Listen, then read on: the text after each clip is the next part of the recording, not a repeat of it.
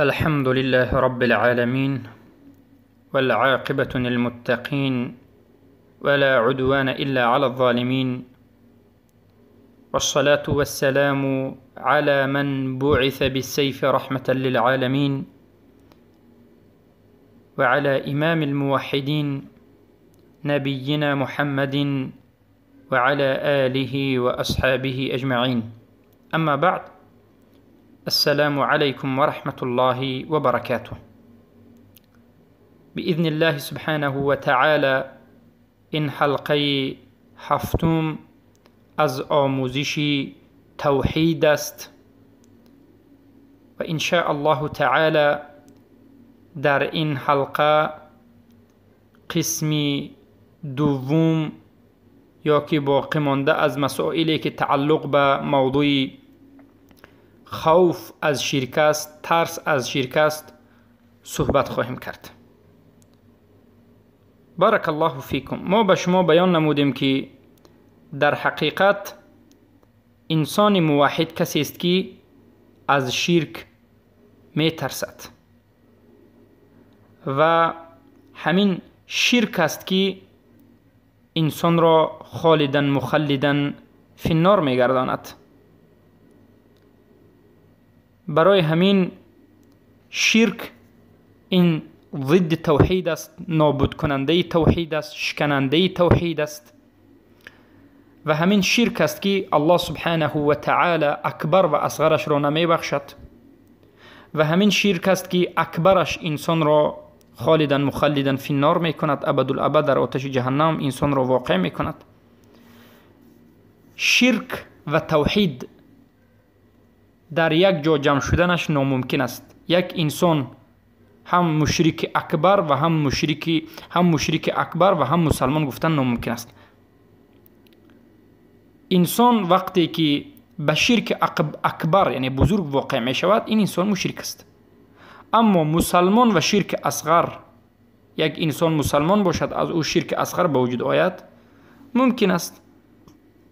چخیلی که در حلقه گذشته بیان نمودیم، شرک اکبر انسان را از دایره اسلام بیرون می کند و انسان را مشرک و کافر و مرتد می سازد و اما شرک اصغر انسان را از اسلام بیرون نمی کند بلکه ایمان را ناقص می کند. بارک الله فیکم.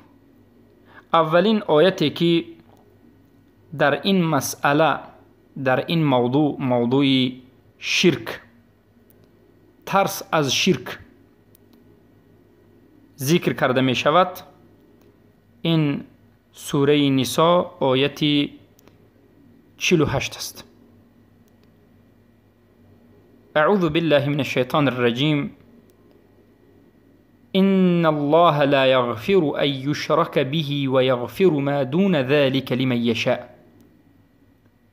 الله سبحانه و تعالی میگوید البته الله سبحانه و تعالی نمی بخشد هر کسی را که به او مشرک شده از شرک را قرار داده است و بجز شرک دیگر باقی مانده گناه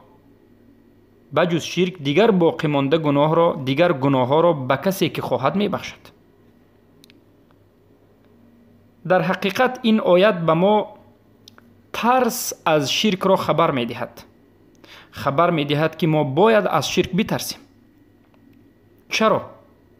چرا که الله میگوید که من نمی بخشم. آشکار و واضح میگوید که ای بنده ها، ای انسان ها، شما با خبر باشید، شما بفهمید، بیخبر نمانید که پشیمان میشوید که من آدمی مشرک را، انسانی که به نزد من آمده است یعنی وفات کرد و به روز قیامت در حالت شرک آمد، من او را نمی بخشم. این 100% است. آدمی مشرک، انسانی که مشرک است، خواه زن باشد خواه مرد، بعد از به بلاغت رسیدن، کسی که مشرک هست باید این آیت را حلقه به گوش بکند که الله نمی بخشد. ای کسی که مشرک هستی بدان که الله تو را نمی بخشد تا زمانی که توبه نکنی.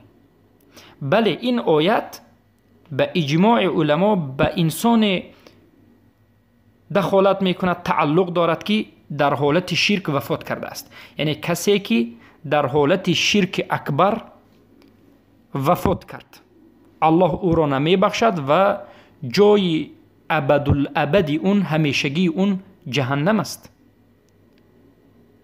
و این چنین شرک اصغر بخشیده نمی شود، اما به سبب حسنات های نیکی های زیادی که انسان مسلمان کرده است شاید گم شود. حسنات های زیاد انسان نابود می شود، شاید بخشیده شود. و البته در روز قیامت به حساب کتاب گرفتار می شود. و البته اگر انسان به عذاب گرفتار شود هم عاقبتش جنت است، برای آنکه شرک اصغر انسان را از دایره اسلام بیرون نمی کرد. پس من و شما باید از شرک اکبر و اصغر بترسیم. شب و روز کوشش بکنیم که به شرک اکبر و اکبر به ناگاه واقع نشویم. دعا بکنیم که الله سبحانه و تعالی ما را از شرک اکبر و اصغر نجات بدهد. دعا بکنیم بخصوص از ریا که دور بشویم، نجات یابیم. استغفر الله العظیم من كل ذنب اذنبته عمدا او خطأ سرا وعلانیة واتوب الیه. این دعا از ریا است. اللهم إني أعوذ بك أن أشرك بك شيئا مما أعلم وأستغفرك لما لا أعلم إنك أنت العلام الغيوب. دعا از کفر شرک. پس برادرم و خواهر مسلمانم، روز به روز ما باید خود را به توحید مستحکم بکنیم. روز به روز خود را محاسبه کنیم، حساب کتاب بکنیم و از شرک دور بکنیم. انمین راه نجات است. اما کسی که به شرک آلوده است، کسی که مشرک است، باید بداند که زود توبه کند و به سوی توحید باز آید، وگرنه بعد از مرگش به رحمت الله امید نکند. بعد از مرگش او به جنت حرام است، جسمش به جنت حرام است، مکان او همیشه و همیشه جهنم خواهد شد، چرا که الله او را نمی بخشد. سبب چیست؟ سبب اینکه شرک اکبر را به جا آورده است. پس در حقیقت این آیت من و شما را از شرک می ترساند. اما سوال اینجاست که همین آیت که در سوره نساء دو بار تکرار شده است، یک بار در آیت 48 و بار دیگر در یکی دیگر از آیات ها که رقمش به یادم نیست، الله سبحانه و تعالی میگه که ان الله لا یغفر ان یشرک به. الله نمی بخشد کسی را که به او شرک قرار بدهد و می بخشد بجز شرک دیگر گناه ها را به کسی که خواهد. یعنی دیگر گناه ها کدام گناه ها؟ بجز شرک. گناه کبیره به مانند شراب نوشی، زنا کردن و دیگر گناه ها به حدیث صحیح که رسول اکرم صلی الله علیه و سلم در بیعت العقبه بیعت کردند، یعنی یک کسی زنا کرد و پنهان کرد، شراب نوشید و پنهان کرد و حدش را در این دنیا نگرفت، جزاش را در این دنیا نگرفت، به نزد الله رفت، الله خواهد عذاب میداد و خواهد میبخشد، در اراده الله است. چرا که مسئله گناه کبیره، گناه بینات بزرگ است، اما شرک نیست. شرک از این هم بزرگ است، یا که دیگر گناه ها. اما در مسئله شرک الله آشکار گفت نمی بخشم و همه علما اجماع میکنند که شرک اکبر را الله نمی بخشد. یعنی هر کسی که وفات کرد در حالتی که شرک اکبر را انجام میداد، یعنی در حالتی که اعتقاد شرکی داشت، شرک را بجا آورد و توبه نکرد و وفات کرد، مشرک بود، توبه نکرده، از شرک باز نگشته، موحد نشده، وفات کرد، بمرد، البته الله سبحانه و تعالی این چنین انسان را نمی بخشد، چرا که این خود قول الله است، وعده الله است و الله از وعده اش را هیچگاه خلاف نکرده است. فقط اختلاف اینجاست که آیا همین آیت این چنین به شرک اصغر دلالت میکند؟ یعنی به عباره دیگر بگیم، آیا شرک اصغر را هم الله نمی بخشد یا شرک اصغر به این آیت داخل نمی شود؟ البته وقتی که ما به تفسیر این آیت نظر میکنیم، در قرآن میبینیم که مثلا ابن کثیر رحمه الله در زیر این آیت میگویند که این دلالت به شرک اکبر میکند. یعنی سوره نساء که الله میگه من شرک آورده انسان را نمی بخشم، ابن کثیر میگن که این آیت دلالت به شرک اکبر میکند. بله، سخنشون درست است و به این دلیل ها وجود دارد که این آیت به شرک اکبر دلالت میکند. مثلا در دوام آیت الله میگه و من یشرک بالله فقد افترى اثما عظیما. هر کسی که به الله شرک آورده است، یعنی هر کسی که مشرک شده است به الله، به تحقیق یک افترا و گناه بزرگی را انجام داده است. و در آیت دیگر فقط ضل ضلالا بعیدا، و بینهایت گمراه شدید و سخت شده است.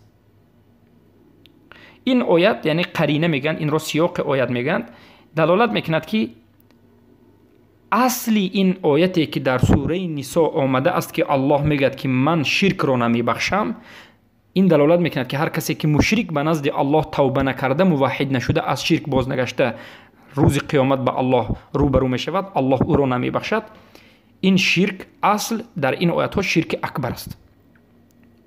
اما دلیل های دیگر چخیلی که علما میگن وجود دارد که به ما میفهماند که این شرکی که در این آیت اومده است هم شرک اکبر و هم اصغر را در نظر میگیرد، در بر دارد، دلالت میکند.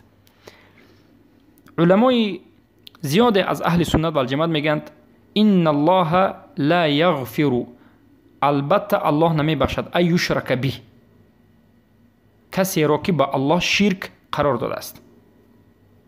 معنای آیت الله انسان مشرکی که توبه نکرده مرده است اون رو نمیبخشد. علما میگن که هم شرک اکبر و هم شرک اصغر را الله نمیبخشد. ببینید، شما احتیاط بشوید. امروز چقدر انسان ها هستند که خود را مسلمان میگن اما شرک اکبر را کجا برسد اصغر شرک اکبر را نمیشناسند. اگر قسمی از اونها، بسیاری از اونها شرک اصغر اکبر را شناسند و بسیاری از اونها شرک اصغر را نمیشناسند. بله میدونند که شرک دو نمود است، اکبر است و اصغر است، بزرگ است و میده است، اما کدام نمود از عملها این شرک اصغر است نمیدانند. که البته ندانستن شرک این یکمین قدم رفتن به سوی شرک است. چرا؟ زیرا وقتی که انسان شرک را نمیداند به شرک واقع می شود اما خودش نمیداند، خودش را موحد میگوید و میگردد. برای همین ما باید بیاموزیم و بفهمیم. ببینید که علمای زیاد از اهل سنت و الجماعت میگویند که این آیت سوره نساء آیت 48 که الله میگه هر کسی که به من شرک را قرار داد من او را نمیبخشم، یعنی بعد از تا مرگش توبه نکرده اگر بمیرد، توحید را قبول نکند و در حالت شرک بمیرد، شرک اکبر یا اصغر هر دوش را الله نمیبخشه میگه. حالا ما یک چند دلیل را می آوریم که این دلیل ها دلالت میکند و از این دلیل ها استدلال میگیریم، حجت می آوریم که شرک اصغر را هم الله سبحانه و تعالی نمیبخشد. خیلی که در این مسئله شیخ علی ابن الخضیر شیخ علی الخضیر ابن الخضیر یا شیخ اینچنین سلیمان العلوان، شیخ حمود ابن عقل الشعیبی و علمای نجد، زیاد از علما بمانند شیخ اینچنین ابن تیمیه رحمه الله سخن کردند. اولین حدیثی که ما می آوریم که از رسول اکرم صلی الله علیه و سلم به سند صحیح روایت شده است، دلالت می کند که گناه شرک اصغر را بخشیده نمی شود. امام احمد و طبرانی روایت می کنند که رسول اکرم صلی الله علیه و سلم می گویند، این حدیث از محمود ابن لبید آمده است که رسول الله میگن اخوف ما اخاف علیکم الشرک الاصغر. از شما سختترین چیزی که من بر شما میترسم، یعنی سختترین چیزی که من بر امت مسلمان ها، بر مسلمان ها میترسم، این شرک معده است، شرک اصغر است. و سئل عنه، پیامبر صلی الله علیه و آله از شرک معده پرسیده شدند، یعنی چیست شرک معده چیست؟ که پیامبر صلی الله علیه و آله گفتند الریا، ریا این شرک معده است. و دوام حدیث پیامبر صلی الله علیه و آله میگن که یقول الله تعالی یوم القیامه اذا جزي الناس باعمالهم اذهبوا الى الذين كنتم تراؤون في الدنيا فانظروا هل تجدون عندهم جزاء. الله سبحانه و تعالی در روز قیامت وقتی که انسان ها را به اعمالشان جزا میدهد، به ریاکاران نظر میکند و میگوید که شما به نزد همون انسان های بروید که شما به اونها عملهایتون نشان میدادید. یعنی تو ریاکاری میکردی، تو عملت نشان میدادی به مردم، ریاکار بودی، خود نشانده بودی، به همون کسایی که عملت رو نشان دادی، خودت رو به اونها نشان دادی، به نزد همونها برو ببین که آیا اونها به تو جزا داده میتواند، آیا در نزد اونها چیزی یافته میتوانی یا نمیتوانی. شیخ حفید یعنی نبیره محمد بن عبدالوهاب سلیمان در کتاب تیسیر العزیز الحمید میگن که طبرانی به اسناد جید روایت کرده است. شاهد از این حدیث، وجه الدلاله از این حدیث چیست؟ ما چگونه دلیل میگیریم؟ در اینجا الله سبحانه و تعالی انسان ریاکار رو نبخشید بلکه مؤاخذه کرد. چه خیلی مؤاخذه کرد؟ یعنی انسان ریاکار رو نبخشید بلکه مؤاخذه کرد. یعنی چگونه مؤاخذه کرد؟ یعنی برو به نزد همون کسانی که به آنها تو خودت رو نشان میدادی. این از همه عذاب این چنین سخت است، شرمنده شدن در روز آخرت است.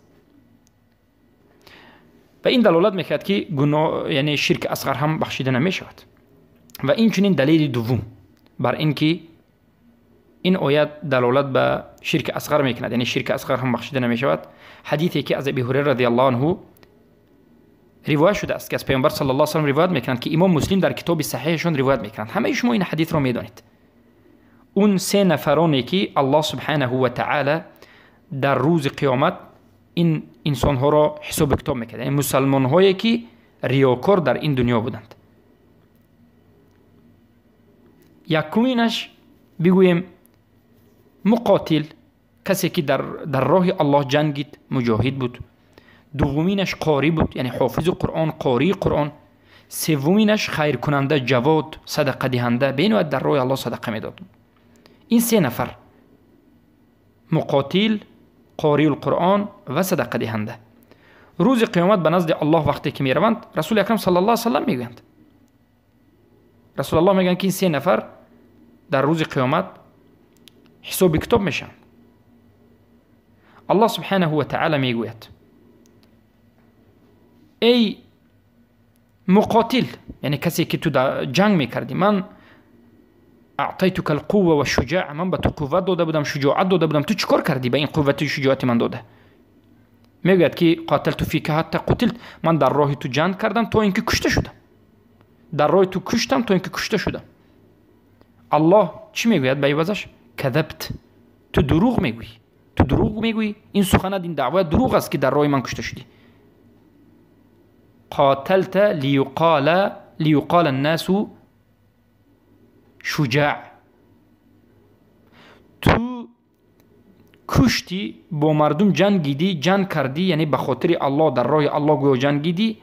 این عملات نه در راه الله بود، یعنی این جنگی که تو میکردی امروز میگویی که من در راه تو جنگیدم، نه در راه من نبود، بلکه این سخن دروغ است، بلکه تو به خاطر این میجنگیدی که مردم بگویند که تو شجاع هستی، تو زور هستی، تو بینوهت ماشاءالله تبارک الله قوی هستی. پس تو جزایت رو از مردم گرفتی. فقط قال لك الناس، مردم به تو گفتن که تو شجاع هستی، تمام. اینه بگیرید، میگن از پایش ید کنید، رویش رو به زمین رسونید، کشاله کنید، به جهنم اندازید. البته این شرک اصغر رو انجام داد، لیکن الله نبخشید، به جهنم رفت. کسی که در راه خودش جنگیده بود و در راه الله در همون راه وفات کرده بود. ریا شرک اصغر وزنین است. نه فقط ریا، شرک اصغر زیاد است که حالا ما در حلقه های آینده خاص همه نمود شرک اصغر رو میگویم. و بعد از این به قاری القرآن گفت من به تو علم دادم، تو چیکار بکردی به این علم؟ گفت تعلمت فیک، علمت فیک و تعلمت، من به خاطر تو قرآن رو تعلیم گرفتم و به خاطر تو به مردم تعلیم دادم. الله گفت دروغ میگویی، کذبت.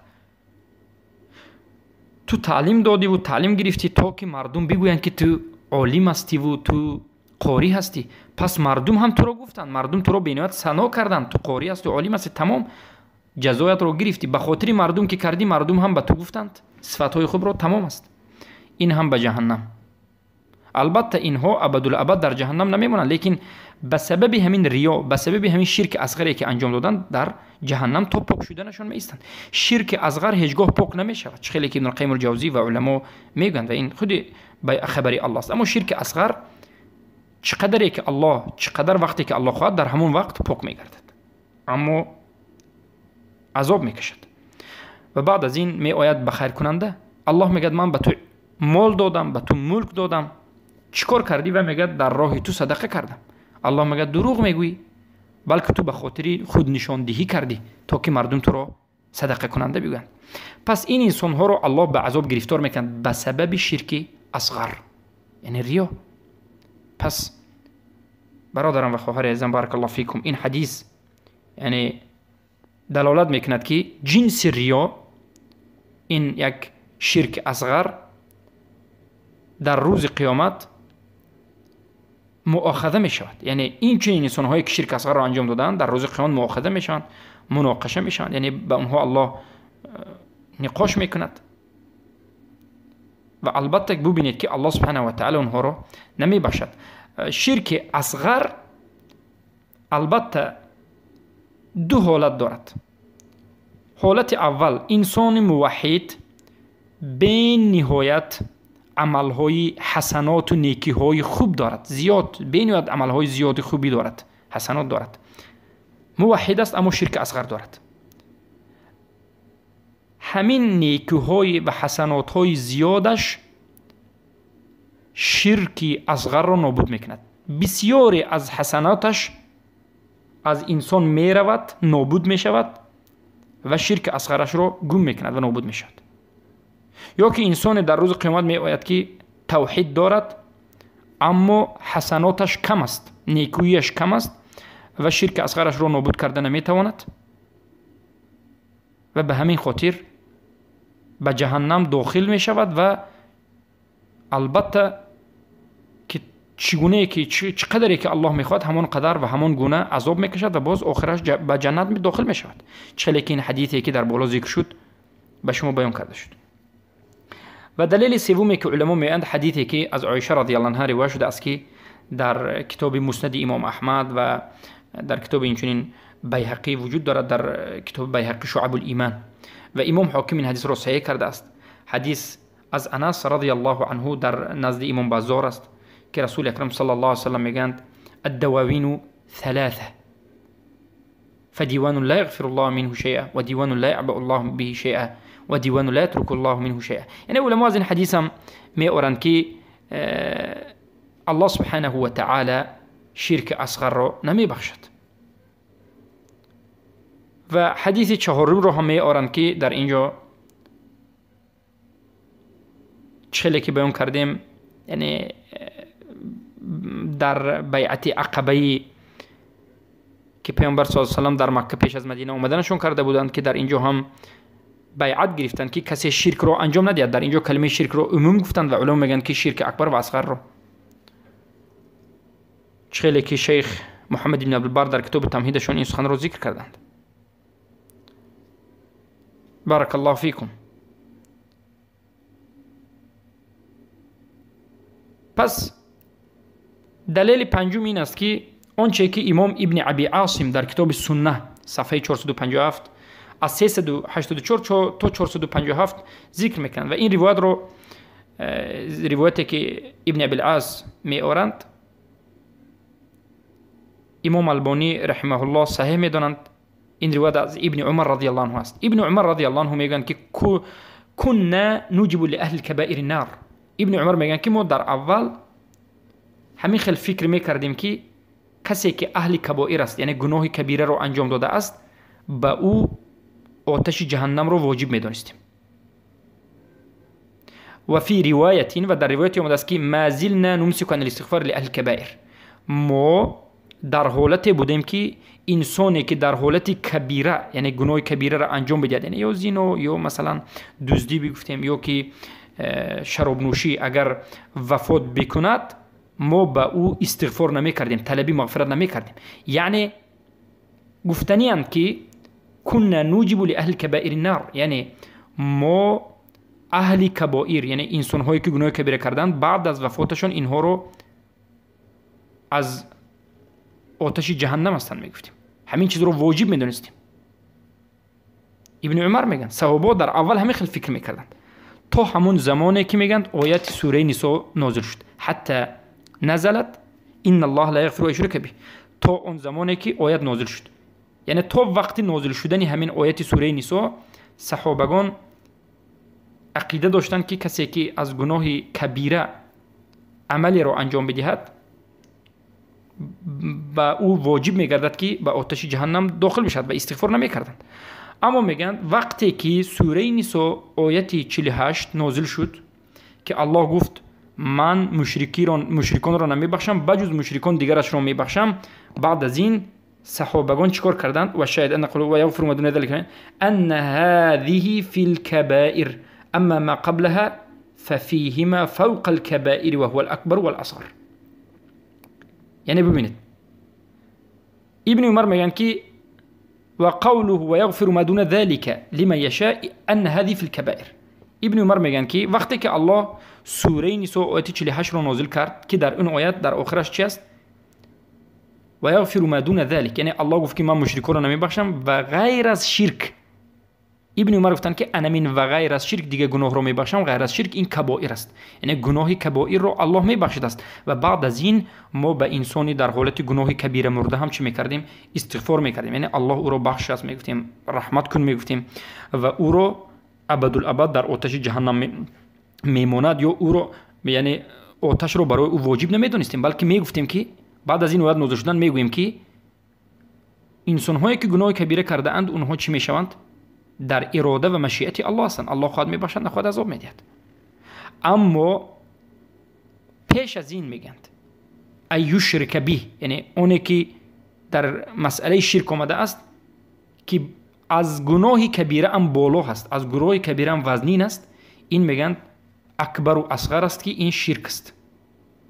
پس ببینید عموما به عباره دیگر قصه ابن عمر رو نقل کنیم. ابن عمر میگن که یعنی ما گناه کبیره رو به نوعیت گناه وزنین میگفتیم و کسی که گناه کبیره انجام داد این رو چی میگفتیم؟ یعنی به آتش جهنم داخل شویش رو واجب میگفتیم. اما وقتی که الله سوره نساء رو به ما نازل کرد فهمیدیم که گناه کبیره رو الله اگر خواهد به کسی خواهد میبخشید است. گناه کبیره این کفر اکبر و شرک اکبر نبوده است. گناه کبیره حتی از شرک اصغر هم پایان بوده است. میگن گناه کبیره در اراده الله بوده است. الله کسی رو خواهد میبخشد، کسی رو نخواهد عذاب میدهد و در آخرت باز آخرت جنت میرود. اما میگن این از آیت ما از کجاش فهمیدیم؟ از اینجاش فهمیدیم که ما دون ذلک لمن یشاء، ما دون ذلک میگن این گناه کبیر است که الله میبخشد. اما مسئله گفتند ان الله لا یغفر ان یشرک به، مسئله شرک که شرک اکبر است و شرک اصغر است، این همون مسئله هست که الله نمیبخشد. یعنی اکبر و اصغر، شرک اکبر و اصغر گفتند از گناه کبیره بالا است و این رو الله نمیبخشد. فوق الكبائر وهو الاكبر والاصغر. پس این فهم صحابه رضی الله عنه فهم ابن عمر است که کنا میگن، کنا یعنی از نام صحابگان صحبت میکنند و این روایت البانی صحیح کردند و روایت در سنه ابن ابی العز روایت شده است. پس ما میفهمیم که سه نمود گناه وزنین ترین بود است. اولین گناهی از همه وزنین ترینی که انسان را خالدن و مخلدن فی النار و ابدالابد میکند که ما باید از این گناه بترسیم و باید این گناه ترک کنیم و اهلش تکفیر کنیم. این شرک اکبر است. این شرک اکبر است. و دومین گناه که به نهایت گناه بزرگ است اما از شرک اکبر پایان است. شرک اکبر صاحبش را از اسلام بیرون میکند، کافر میکند، مشرک میکند، مرتد میکند. اما دویم گناه که شرک اصغر است، انسان را، مسلمان را از اسلام بیرون نمیکند، کافر و مشرک و مرتد نمیکند، اما به نهایت ایمانش را ضعیف میکند. و این دومین گناه وزنین ترین بعد از شرک اکبر است که این شرک اصغر است. این را هم الله نمیبخشد. اما این دو حالت دارد: یا که به سبب حسنات شما، اگر بسیار نیکویی حسنات داشته باشید در روز قیامت، مثل کوه نیکویی که تروید، شاید شرک اکبر شما این حسنات های شما نابود کند، یک قسم از حسنات شما شرک اصغر را نابود کند، یا که انسان به مقدار شرک اصغرش عذاب بکشد. یا که الله سبحانه و تعالی این چنین حالت سوم هم هست، در حدیث ها دیدیم که در روز قیامت این را نقاش کند و در بین مردم شرمنده اش بکند، به مانند ریاکاران اعلام بکند که بروید به نزد همون کسانی که ریاکاری به خاطر اونا کردید. این هم یک عذاب است. اما سومین نمود گناه که این گناه از گناه شرک اصغر هم پایان است، این گناه کبیره است. برای همین بعضی ها میگن که شرک اصغر از گناه کبیره است. علما میگن که والله اعلم این قول راجح نیست. قول راجح این شرک اصغر از گناه کبیره نیست، شرک اصغر از گناه کبیره بالا است. خیلی که روایت ابن عمر را آوردیم که البانی روایت میکنند و صحیح میدانند که میگویند گناه کبیره ما دون ذلک لما یشاء است، اما شرک این دو نمود است، اکبر و اصغر، که از گناه کبیره بالا است. گناه کبیره چگونه معقده داریم اهل سنت و جماعت؟ کسی که گناه کبیره کرد و توبه نکرده وفات کرد، الله سبحانه و تعالی خواهد میبخشد، به کسی خواهد میبخشد، اما این انسان مستحق عذاب است، کسی رو خواهد عذاب میدهد. پس ببینید ما شرک اکبر داریم و گناه کبیره داریم و شرک اصغر در بین داریم. شرک اصغر نه با گناه کبیره است، شرک اصغر با گناه کبیره نیست، یعنی مثل گناه کبیره بزرگ نیست. و شرک اصغر این چنین ببینید، شرک اصغر مثل شرک اکبر نیست، شرک اصغر مثل شرک اکبر نیست و این چنین شرک اصغر مثل گناه کبیره نیست. شرک اصغر از گناه کبیره بالاتر و وزنینتر و سختتر است و شرک اصغر از شرک اکبر پایانتر است و سبکتر است. اما به نهایت انسان را در روز قیامت به حالت وزنین، به شرمندگی، به پست رفتن درجه اش سبب می شود. برای همین مسلمان کسی است که از این چیزها باید دست بکشد. از چی؟ شرک اکبر و شرک اصغر.